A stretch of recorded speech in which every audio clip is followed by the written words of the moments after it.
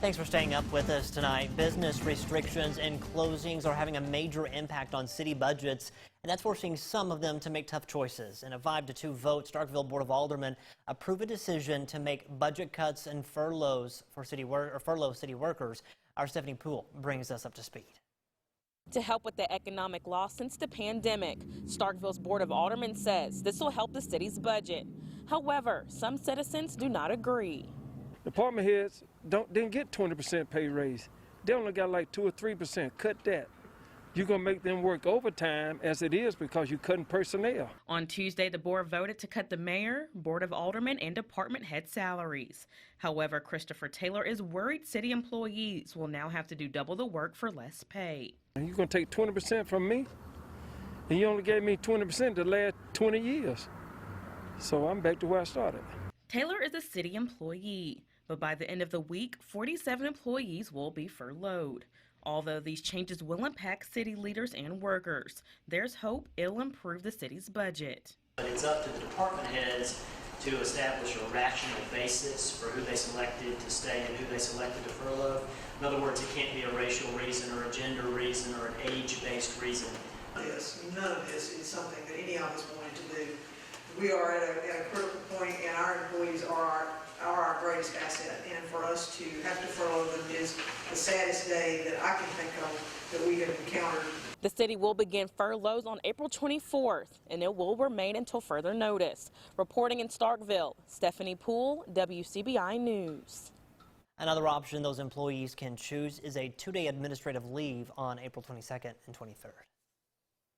A really nice day out there today. You can see that on the Alpha Insurance Camera Network time-lapse from over at Durham's Pharmacy in Vernon, Alabama. Hardly any clouds in the sky. That led to a really nice sunset and a crystal clear blue sky as we go into the evening. A lot of us are still clear right now, and that's helping us to knock the temperatures down a few degrees. We're already down to 55 in Starkville, 58 already in Columbus, 64 still in West Point, and 62 in Tupelo. But in general, all of us going to be on our way down into the low and mid 50s. 51 for the low here in the Golden Triangle, 52 in Tupelo. Now, there are going to be some clouds building in. That's ahead of our storm system tomorrow night. Then we've got another storm system Friday night. Those in total could dump anywhere from 2 to 3 inches of rain in the area, plus a threat for some strong storms. I've got those details coming up in just a bit. Scott. All right, Trevor, thanks so much. Well, conversations across the country are shifting from hospital capacity to testing. Courtney Jackson asked state leaders about the issues surrounding testing and what they would like to see moving forward. We've known from the start of the COVID-19 crisis that the number of reported cases would rise as more testing was completed. As for where the state stands from a numbers standpoint. As of yesterday, we had completed a total of 52,364 tests for Mississippians. Monday, Dr. Thomas Dobbs made this note when asked about whether testing should be made available to anyone who wanted it. We really wanted to make sure that no one had COVID. We would test every Mississippian every day for a month. Obviously, we don't have the capacity to do 90 million tests, right? Because if I'm negative today, I could easily be positive tomorrow or the next day or the next. So just randomly checking people for the virus with the nasal swab is not an effective way to use our resources whatsoever. Governor Reeves echoing that. That's just not realistic. That is not a realistic goal. Because for those who believe that, their states are going to be closed for the next 3 or 4 years. The state is having conversations with the White House surrounding testing, but say, as with many of the high-demand items, we're in a resource-constrained environment. There are some rapid testing options in the state, but it's very limited. So modest because our federal distribution is extremely low, but hopefully that'll change in the future.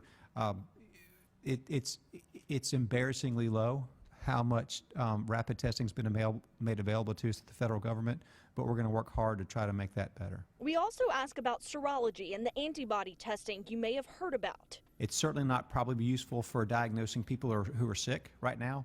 It eventually will be able to say who probably had it in the past, and really it's advised really more for surveillance purposes to understand what the epidemic was like in retrospect. Courtney Jackson, WCBI News. The state will continue to push testing resource to areas or communities where outbreaks have occurred or where folks are at higher risk. Across the country, protesters are rallying, demanding governors put an end to shelter-in-place and stay-at-home orders and allow businesses to reopen. Here in Mississippi, some parts of the order have been rolled back. Beaches and lakes are open to tourists again, and some businesses previously considered non-essential are being allowed to do limited business. CBS's Mark Strassman has more from Georgia, which could lift some of its restrictions this week. Open America now! Revolt in Raleigh today. Protesters demanded North Carolina reopen for business as COVID-19 deaths statewide jumped almost 20% overnight. They want what Georgia already gave Lindsay Nash, permission to reopen her hair salon this Friday. I don't want to pass it to anybody else, yet I'm a single mom. I have to pay my bills. Nash says customers will have to social distance and stylists will wear masks. Every time someone gets up from a shampoo bowl, you wipe it back down again, you spray it with disinfectant. So we're constantly doing that. It's a gamble. New COVID-19 cases in this rural county almost doubled over the last week. But Georgia has also bled jobs, 700,000 of them in the last 4 weeks. We will get Georgians back to work safely. By executive order, Georgia Governor Brian Kemp will reopen gyms, tattoo parlors, and bowling alleys, among others. 5 southern states have started lifting restrictions. Social distancing stays. Some businesses in Tennessee and Texas can open Monday. Mississippi lifted some restrictions yesterday. And South Carolina reopened beaches and department stores today. Impatience grows, and governors feel it. Doing it wrong could create more hardship for everyone in the long run. Boston is surging, up 34% in new COVID-19 cases, 123% in deaths in the last week. New Jersey added 379 deaths, its single-day record. New York is still the epicenter. Cemeteries like this one on Staten Island race to dig more graves. But new hospitalizations dropped for the 8th straight day. It got brutal here today. Still, at Mount Sinai Hospital, Chaplain Rocky Walker is running on fumes. In the military, we call this battle fatigue, combat fatigue, and it's real. It's a tough crisis to balance. This Iowa pork plant reopened, dozens of workers have tested positive. But hundreds of Amazon employees began a sick-out. They feel unsafe. Back in Atlanta, Elsie Brotherton could reopen her 3 yoga studios this Friday, but she won't. If there's no testing and we just kind of reopen everything, it seems like there's a 100% chance that we're going to have another spike in cases, right? And then we'll have to close again. Atlanta's mayor says the governor never consulted her before issuing his executive order. She disagrees with it and wants businesses to stay closed and people to stay home. Mark Strassman, CBS News, Atlanta. Unemployment benefits are now available to more Mississippians. In today's COVID-19 briefing, Governor Tate Reeves announced the Pandemic Employment Assistance Program. Money is being made available for self-employed, independent contractors, people that work for a religious entity or nonprofit employees, along with others that were not previously eligible. The job loss must be a direct result of COVID-19. Mississippi State Department of Employment Security leaders say they've added additional phone lines and hired at least 200 people to answer phone calls to keep up with the volume. They know people are still not able to get the help they need. We are continuing to staff up and work to address the 14,000% increase in claims that has caused delays for the people. That work is ongoing. There is no simple fix, but I will tell you that I am proud of the efforts of these individuals at the Department of Employment Security. They are working day and night to continue to build capacity. The state's new phone number and more information can be found on our website, WCBI.com. Well, there are no skaters on the floor right now, but employees at 2 local skating rinks are rolling right along. Workers at Skate Zone in Columbus and Skate Odyssey in Starkville have continued to work even though that the businesses are closed. Managers say they wanted to keep a paycheck coming for their employees, so they've put them to work doing some long overdue sprucing up and extra cleaning. They'll have the rinks in tip-top shape when the skaters can return. We want to keep them as active as they can in our business, and so we're just trying to find ways where we can keep paying them and keep getting stuff done and getting our rink as best as it can be for when we open.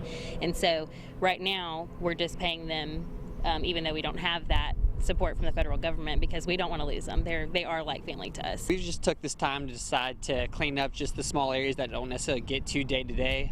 Just kind of make sure that everything looks, tip-top shape. That way, everything in the rink, whenever we do get to open back up, is just pristine and clean.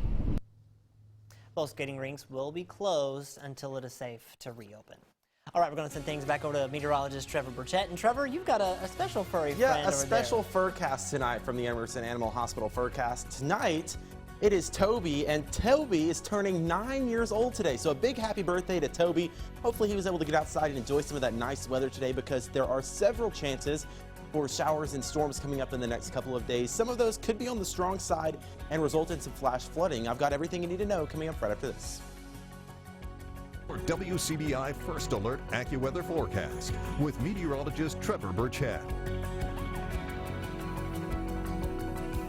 We've had a couple of days of some decent weather in the past couple of days, but that is quickly going to come to a change. We're going to introduce some rain chances starting tomorrow evening, and that's going to last for the next couple of days. Off and on, not a complete washout. We might even see a few peaks of sunshine mixed in there, but at least until Sunday, we are going to keep chances for rain in play. After that, it looks like we're going to dry out, and we'll be mostly sunny and warmer to start next week. Overnight tonight, though, 51 for the low. Most of us are clear right now, but clouds are going to start to filter in here. Generally a light wind, but still quiet and calm, even though the clouds will be on the increase overnight tonight. Tomorrow, we wake up mostly cloudy and dry for the most part, maybe a few peaks of sunshine mixed in there, but we'll be tracking after sunset tomorrow for the chance for some thunderstorms. Some of those could be on the strong to severe side. I'll time that out for you hour by hour. We're going to start off at 9 a.m. Can't completely rule out a couple of isolated showers as you wake up tomorrow. I think most of us are going to wake up dry and mostly cloudy, with temperatures in the mid to upper 50s to start out. We do warm up fairly quickly, and this model is actually predicting we'll have a few peaks of sunshine mixed in there. I'm not completely on board with that. Maybe we see a few more clouds than we do sunshine, but not completely out of the question to see a little bit of sun through the afternoon tomorrow. And that's going to allow our temperatures to really warm up closer to the mid and upper 70s tomorrow by around 3 o'clock. And then notice as we get closer to dinner time, there's our first batch of rain, and that's going to continue really overnight into early Thursday morning. So we'll take a wider view of this. There's that warm front, and as that lifts off to the north by 8 o'clock or 9 o'clock tomorrow night, that's going to put us into a more favorable position to get into some more thunderstorm chances. And you can see that playing out as we get through closer to the midnight hour, going into early Thursday morning. Some really hefty showers and storms over in the Delta. Those get in here right there along I-55 by 1 a.m. Thursday, and then eventually through the entire area between then and about 4 or 5 in the morning. This is 4 a.m. We're still tracking some showers and storms through the Golden Triangle. Again, this is 4 a.m. Thursday morning. So remember, before you go to sleep on Wednesday night, make sure you have a way to receive those weather alerts just in case. By the time you wake up on Thursday, though, I think most of us will be dry, aside from a sprinkle or two. Best chance with this is going to be some flash flooding, anywhere from 2 to 3 inches possible in some spots. Second best chance is going to be for some gusty winds, maybe a little bit of small hail. We're not too enthralled about a tornado potential with this. We're not really expecting anything too major in terms of tornadic storms. We are going to keep a low threat in there just because you can never really rule one out. And we're going to keep a close eye on that overnight Wednesday into Thursday. Again, anywhere from 2 to 3 inches of rain possible. That's just through Thursday. And then we're going to have another batch of showers and storms move in here late Friday, overnight into early Saturday. Maybe some showers on Saturday. Overall, Scott, the weekend looking nice, back into the 80s by next week. A Columbus church known for helping after disasters is lending a hand in South Mississippi. Fairview Baptist Church sent 4 volunteers to Jefferson, Davis, Jones, and Covington counties for the past 2 days. They're removing trees off of homes, piling up debris, and putting tarps on roofs. So far, they've put tarps on nearly 10 houses that had damage from Easter Sunday tornadoes that ravaged the area. The church plans to return to that same area next week. I'm sure those folks down there definitely appreciate all that help. Well, fresh fruit and veggies. The Starkville Community Market will be open for business this Saturday. More on the opening and some new rules when we come back. Welcome back, everyone. You'll be able to get fresh produce straight from the growers this Saturday in Starkville. The Starkville Community Market announced the new opening date with some restrictions for customers. Bobby Martinez talked to the market manager about the new rules. We're trying to support local now, more than ever. It has been a rocky road for businesses in America since the COVID-19 outbreak. And in the farming industry, this pandemic has left them in uncharted territory. And with the hopes of helping farmers during these tough times, Starkville market manager Paige Watson says the market will be open for business this Saturday. We do feel like this is going to be really beneficial for the Starkville, for the farmers that are at the market and for the vendors. So we are going to open up, but we do have some really great and what we feel are safe and efficient guidelines that we're going to run by. The rules are simple, and it is what we all been instructed to practice by the CDC. So those include, masks and gloves are required to enter. There will be a few gloves that are available at the door if you don't have gloves. There will also be things like sanitizing stations. Our vendors are going to be spaced 10 feet apart at least. So we're going to have everything really open air and spread out, and we'll let 10 people in at a time, and everybody in line will be socially distanced. Watson says she hopes this Saturday is a step in the right direction. We're hoping that the community market is going to help support our local vendors more than ever, because now, now's the time when people want fresh produce and fresh cottage food products as much as they can have. Watson says despite these tough times, the community has been extremely helpful in helping one another. It's really comforting and assuring to know how well the community is coming together. So many people have been doing things for other people, and that's really inspiring and uplifting to see now more than ever. Reporting in Starkville, Bobby Martinez, WCBI News. The market will open this Saturday from 8 a.m. to 11 a.m. there at Fire Station Park. Volunteers spent part of their day packing boxes of food that will be given to needy people throughout Lee County. The Lee County Hunger Coalition has set a goal of packing and distributing 1,500 food boxes each month. Now, those boxes of food will be distributed to places such as low-income apartment complexes and other areas where food insecurity is greatest. The executive director of the Lee County Hunger Coalition says demand for food has skyrocketed because of the economic impacts of the coronavirus. The need is grown up, and all the food pantries around are really seeing a big increase in the numbers of clients that they're serving. And as they do, they're needing more resources, and so the Hunger Coalition is stepping in to add essentially another temporary food pantry. Each food box contains enough food to feed a family for 1 week. Also, Rayburn Foods has donated 30,000 sandwiches, which will be added to the food boxes when they are distributed. The Nettleton Tigers officially have a new coach. More on the recent hire coming up next in sports. WCBI Sports with Courtney Robb. In the midst of NFL Draft Week, one Mississippi State quarterback appears to be keeping his options open. Former MSU QB Tommy Stevens has reportedly met with the Tennessee Titans at the East-West Shrine Bowl. Although the Titans likely won't use an early pick in the draft for a backup position, Tennessee is looking to add another one to its depth chart. Stevens has also had virtual meetings with a whole host of NFL teams, including the Kansas City Chiefs and the New Orleans Saints. Stevens earned the starting job for the Bulldogs after transferring from Penn State back in 2019. The Indianapolis native played 9 games for the Maroon and White, completing 60% of his passes for 1,155 yards, 11 touchdowns, and 5 interceptions. The NFL draft begins Thursday at 7 p.m. Central. Over in Nettleton, the Tigers have a new head football coach. Former Tupelo assistant coach John Keith takes over the Tigers. He replaces former 4-year head coach Ken Topps, who resigned back in April. Keith rejoined the Golden Wave in 2018 after spending 1 season as the head coach at Moorville. And during his 1 season at the helm of the Troopers in 2017, Keith led Moorville to a 6-5 record. Keith is also set to become the Tigers athletic director. Over in Fulton, ICC center fielder Hope Harbin announcing on Twitter that she will be continuing her softball career with Delta State. The former Caledonia star was racking up runs for the 12th-ranked Indians. Prior to the 2020 season being cut short, Harbin had 18 hits and 15 runs in her 14 games for Itawamba. Harbin said ICC has felt like home, and she's looking forward to that same feeling at Delta State. When I went on my visit there, it felt like ICC kind of. It kind of felt like home, and I felt like I should be there. I wish I could have gotten to finish my season at ICC, which got cut short because of COVID-19. But everything happens for a reason, and I'm just so happy that I get the opportunity to continue my career. More signing news in Columbus. Heritage Academy Steele Altmaier signs to continue his basketball career with Mississippi College. Altmaier averaged almost 12 points per game for the Patriots, also adding 5 rebounds per game. The senior guard says he'll continue the Altmaier legacy in Clinton, Mississippi. Dad played there, Mom cheered there. They said it's a great place to go, and the campus was nice, and it just brought me in.